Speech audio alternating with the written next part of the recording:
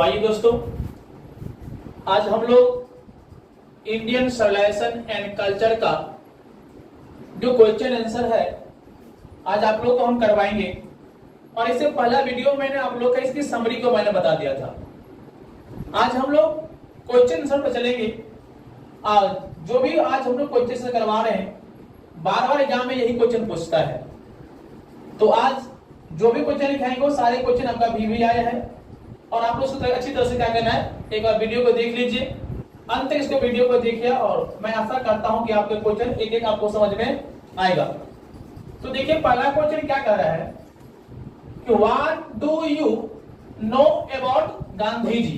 क्या बोल रहा है, what do you know about Gandhi जी।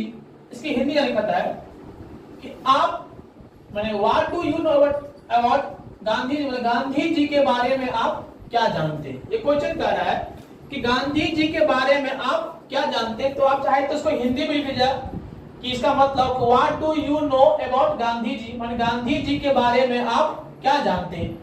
तो देखिए क्या लिखा है, Gandhi ji was popularly no as बापू। ध्यान सुनिए, Gandhi ji was popularly no as बापू। गांधी जी थे, पॉपुलरली का मतलब प्रख्यात होता है या प्रसिद्ध होता है। गांधी जी पॉपुलरली, गांधी जी जो प्रसिद्ध थे, प्रख्यात थे। नो का मतलब होता है जानना, एज तथा बापू। गांधी जी थे वो बापू के नाम से क्या थे, प्रख्यात थे, प्रसिद्ध थे। पूछेगा भी है कि बापू प्रसिद्ध थे तो महात्मा गांधी जी थे। मैंने सब कुछ बताया हूं आप लोगों को समरी में। आगे क्या कहता है कि he was also known as father of nation। ये समरी क्लास में भी था कि he was also का मतलब होता है हमेशा, no का मतलब जाना जाता, as का मतलब तथा, father of nation माने he was also known as father of nation। किसको, महात्मा गांधी जी को जो हम लोग है राष्ट्रपिता के नाम से भी क्या करते हैं, जानते हैं। किसको, राष्ट्रपिता के नाम से किसको जाना जाता है, तो महात्मा गांधी जी को जाना जाता है। आगे क्या कहता है, he used to truth and non-violence। ही जो शब्द का जो प्रयोग किया गया है वो महात्मा गांधी जी के लिए कहा गया। क्या कहता है कि he used to truth and non-violence। Use का मतलब प्रयोग करना, ट्रुथ का मतलब सत्य होता है, एंड और नॉन वायलेंस का मतलब अहिंसा। उसने सत्य और अहिंसा का जो प्रयोग किया था as the chief weapon against the British rule. उसने सत्य और अहिंसा का जो प्रयोग किया था, कौन, महात्मा गांधी जी। जो सत्य और अहिंसा का जो प्रयोग किया था वो किसके खिलाफ, chief weapon against the British rule माने ब्रिटिश के जो रूल था उसके उनके अनुसार उसने बहुत सारा क्या करता, आंदोलन किया था। किसके खिलाफ, तो ब्रिटिश के जो रूल था, जो नियम था उसके खिलाफ उसने महात्मा गांधी जी ने क्या था, बहुत सारा आंदोलन किया था। किसने क्या था, तो महात्मा गांधी जी ने किया था। आपसे पूछेगा कि ब्रिटिश के खिलाफ महात्मा गांधी जी ने क्या किया था, तो सत्य और अहिंसा का प्रयोग किया था। किसका प्रयोग किया था, सत्य और अहिंसा का प्रयोग किया था। एक बार और देखिए, क्वेश्चन कर रहा था कि what do you know about Gandhi ji, मतलब गांधी जी के बारे में आप क्या जानते हैं। क्वेश्चन यही कर रहा है कि गांधी जी के बारे में आप क्या जानते हैं। तो देखिए, Gandhi ji was popularly no as बापू। गांधी जी थे वो प्रसिद्ध थे, क्या, किसके, बापू के नाम से क्या थे, वो प्रसिद्ध थे, प्रख्यात थे। और क्या कहता है कि he was also known as father of nation। he was also known as father of nation। was थे हमेशा, also मतलब हमेशा, no मतलब जाना जाते थे। किसके नाम से, तो राष्ट्रपिता के नाम से जाना जाते थे। कौन, महात्मा गांधी। आगे, he used to truth and non-violence as the chief weapon against the British rule. Mahatma Gandhi ji ने जो प्रयोग किया था किसका, ट्रुथ एंड नॉन वायलेंस का, सत्य और अहिंसा का जो प्रयोग किया था किसके खिलाफ, तो ब्रिटिश के जो रूल था उसके खिलाफ उसने बहुत सारा क्या था, आंदोलन किया था। क्या था, आंदोलन किया था। अगर हिंदी में पूछे तो क्या कहोगे, ओके, गांधी जी के बारे में आप क्या जानते हैं? तो हम लिखेंगे कि गांधी जी बापू के नाम से क्या थे? प्रसिद्ध थे। क्या लिखेंगे? गांधी जी बापू के नाम से क्या थे? प्रसिद्ध थे। He was also known as father। वह बाप माने राष्ट्रपिता के नाम से भी क्या जाना जाते थे? He used to truth and non-violence as the chief weapon against the British rule। उन्होंने सत्य और अहिंसा का प्रयोग किया था। किसके विरोध? तो ब्रिटिश के रूल के विरुद्ध उन्होंने बहुत सारा क्या था? आंदोलन किया था।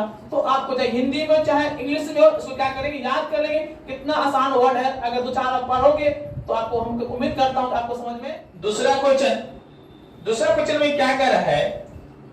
What did Gandhi do for the farmer in Bihar?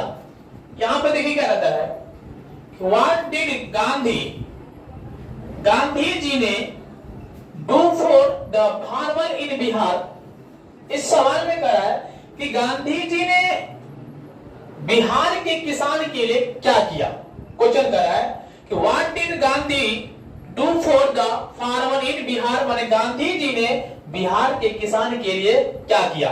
तो देखिए गांधी जी ने बिहार किसान के लिए क्या किया। कहता है the British forced the farmer to cultivated indigo. ध्यान सुनिए क्या कहता है, the British forced the farmer to cultivated Indigo.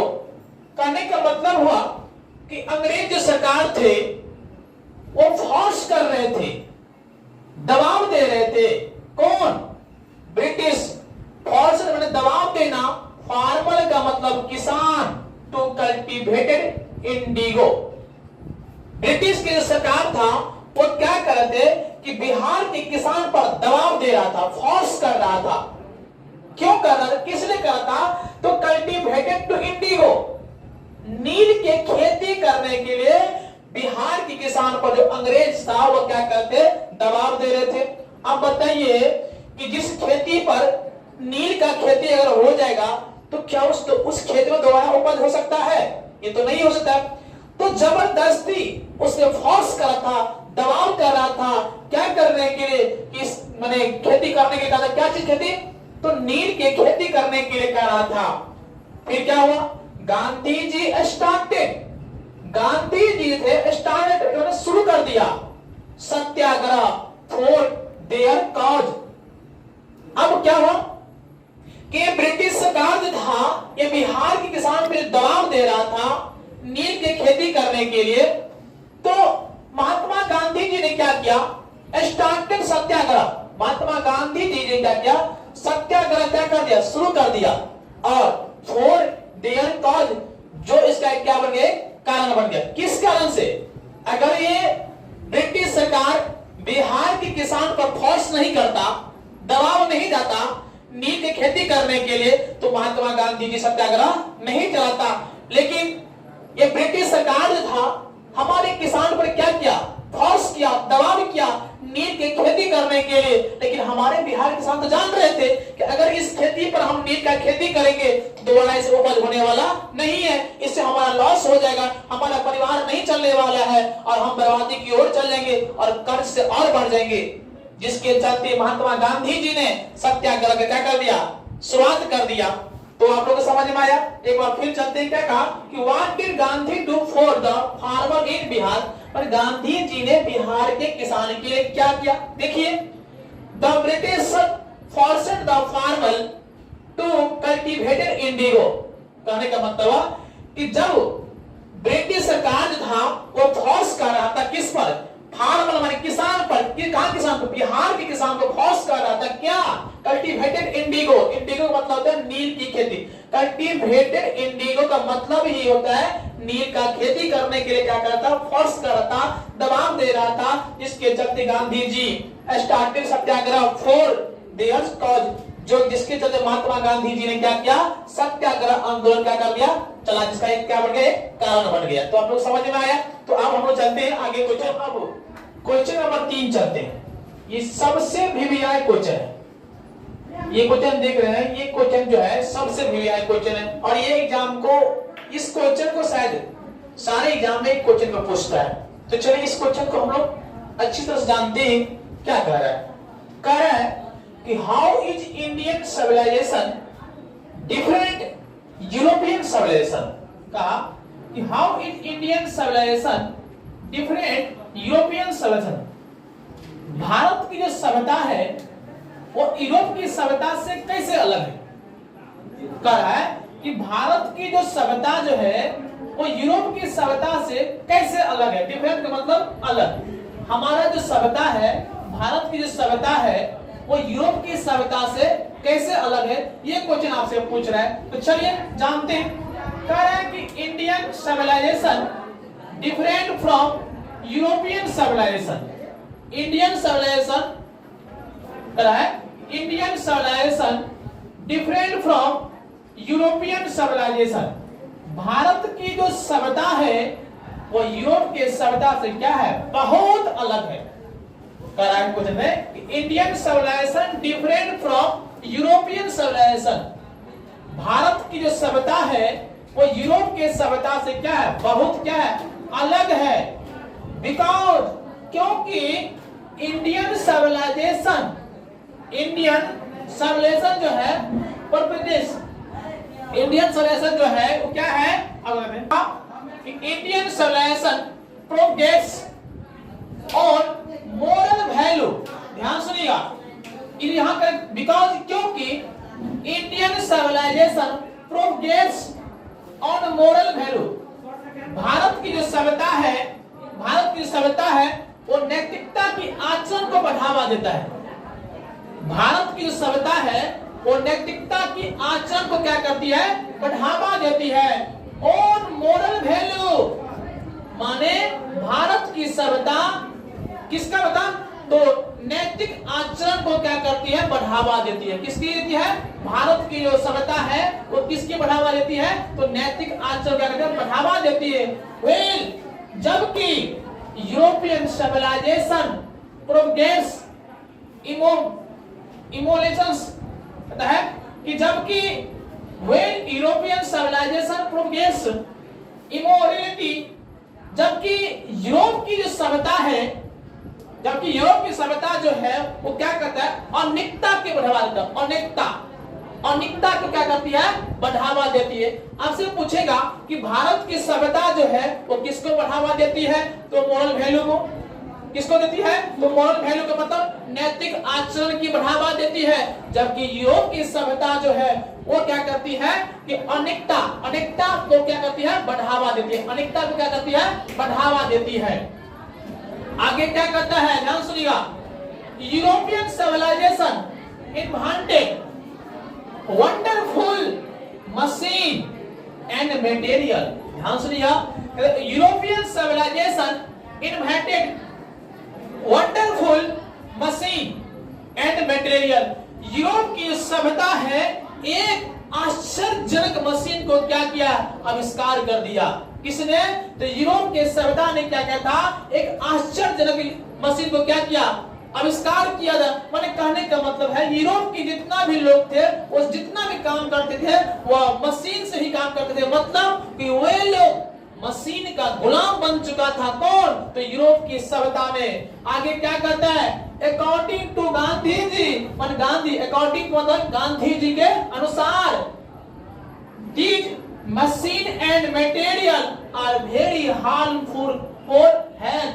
जबकि गांधी जी कहते हैं कि मशीन जो है ये हमारे स्वास्थ्य को क्या करता है, हानिकारक पहुंचाता है। बल्कि देखिए आप लोग कि यूरोप की सभ्यता एक आश्चर्यजनक को मशीन को आविष्कार किया, वही लोग मशीन का गुलाम बन चुका था।